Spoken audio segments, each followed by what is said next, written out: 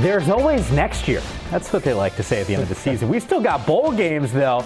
I make reference to next season because in just a few seconds we will be unveiling some of these signature games, non-conference and conference play for many of the teams in the Pac-12 Conference. Welcome inside our San Francisco studios. I'm Mike Yam. I am joined by two gentlemen who have some deep connections with USC, a man who was on Pete Carroll's staff and Yogi Roth, and actually Matt was there when Yogi Roth was there as well, and he was winning a Heisman and good time. It was. Good memories. Guys, it is great to have you on the set, and there's, as I mentioned before, a lot to get to. Not only will we take a closer look at some of the bowl games for this upcoming week, but we'll also unveil some of these signature games as you take a closer look at some of these. And look, we always like to see our conference going up against some of the best, but I'd say this, Yogi, you and I, let's pack our bags. We're heading down under.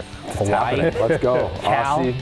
In Australia. Tom Hackett's going to be our first guest. I like that. I'm sure we'll find Hackett a little bit later, too. UCLA guys going to play Texas A&M. We saw the Aggies and Sun Devils earlier this season. Didn't play the way I think Todd Graham was hoping. And how about the buzz around USC and Alabama? Oh, Matt, this is one of those games. Yeah. Finally, it's two signature programs, the Pac-12 versus the SEC. This is kind of a home run for everyone. Yeah, we saw that this year with Arizona State and Texas A&M. Didn't end up too well for ASU, but with USC and Alabama, you're talking about two of the blue bloods of college football, two of the most storied programs in college football. Lane Kiffin may be playing against his former team, USC.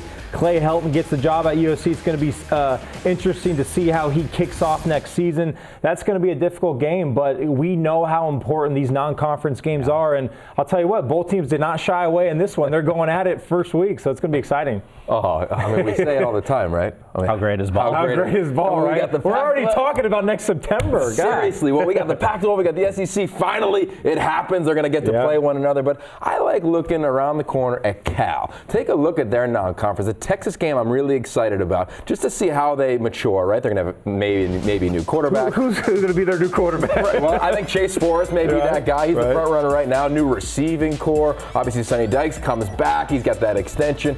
Excited to see how they do recruiting-wise. Their defense needs to get better, and Texas is only improving, so that'll be fun.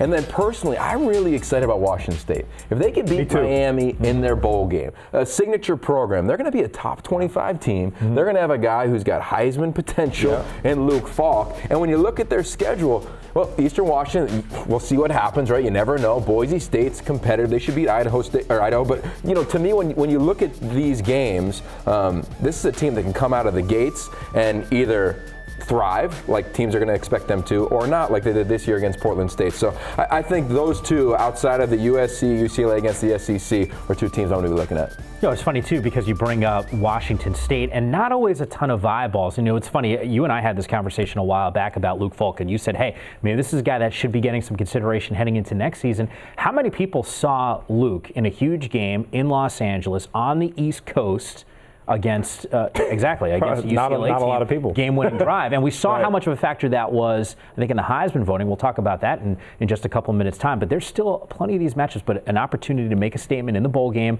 against Miami. But there's a lot of buzz, especially in conference play, too, because we know you try to get to that Pac-12 title game. That's always an important victory on October 15th. And as we mentioned before, an opportunity for some redemption for UCLA as they match up on the road in Pullman. It's not quite Halloween, but it'll almost be there. Hopefully no trick-or-treaters that will distract Josh Rosen when he's on the football field. Impossible payback. Ducks trying to avenge that home loss to the Utes. Salt Lake City, November 19th. Matt, in your mind, what sort of stands out to you here when you look at some of, not just these games, but some of the conference matchups in general? I think the biggest kind of schedule for me is this Stanford team, obviously winning the Pac-12 this year, but they start off against Kansas State next year, which is a difficult matchup. We don't know what's going to happen with Coach Snyder. Kansas State wasn't as good this year as they've been in the past, but that's always a difficult matchup. And we talked about it earlier today. The bye comes the second week. That's not a great thing for these teams. You'd like to have that bye somewhere in October, maybe early November,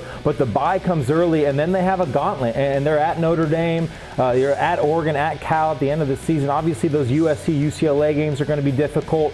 There's going to be a new quarterback at the helm for Stanford. They do have Christian McCaffrey that comes back. They always sort of reload defensively, but there's going to be a lot of new faces on that Stanford team, and I think that schedule doesn't bode well for the Cardinal as I look at it now.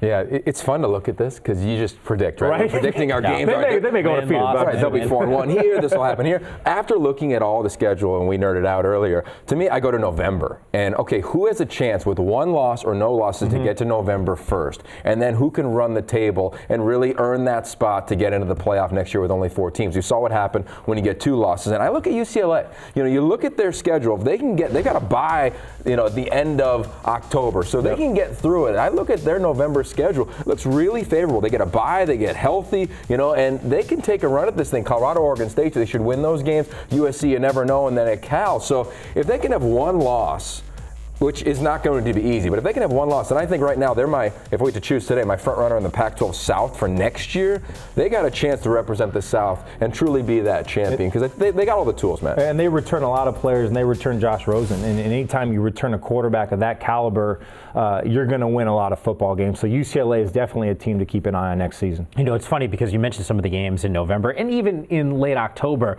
You just mentioned Stanford. You talked about UCLA in that South, and yet I look at a team like Oregon who came on strong as they got healthy this season.